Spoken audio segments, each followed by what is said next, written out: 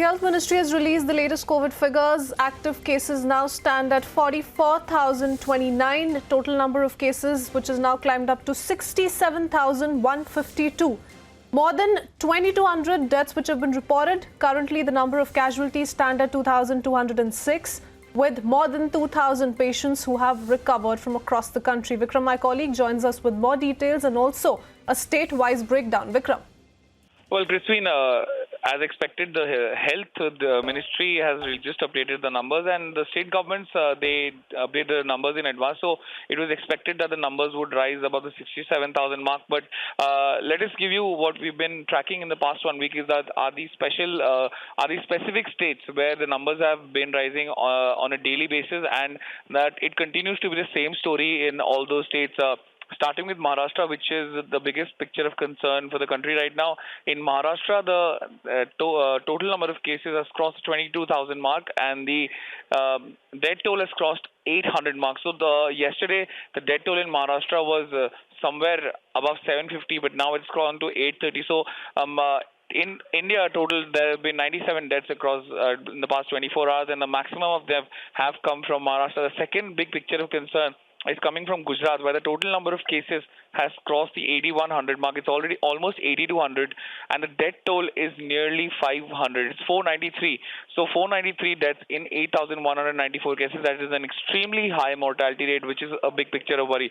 Delhi, there has been a rise in the number of cases. It is nearly 7,000, but the death toll is 73. So the mortality rate in Delhi is under check, which is a good sign, despite the number of cases rising. Tamil Nadu, the number of cases has risen to 7,204, but the death toll still remains at 47.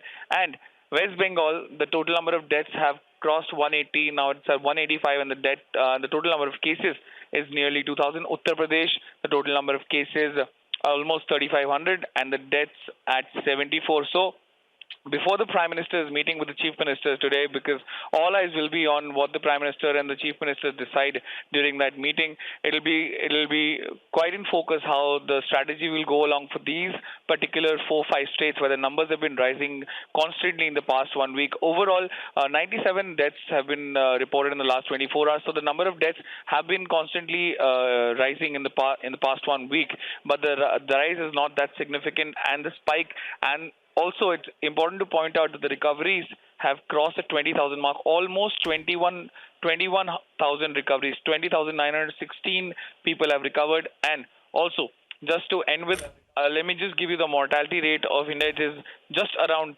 3.5%. So it's quite crucial that the mortality rate remains low, because mortality rate is a big concern for India. And as far as we compare to other countries, including US, Italy, Brazil, Germany, the mortality rate in India is in control despite the high rise in number of tests and cases. So we'll have to see how the spike goes. But big picture of concern in Maharashtra and Gujarat. Those are the two states where the number of cases are not showing any signs of even stabilizing or declining. Handing it back to you for the moment.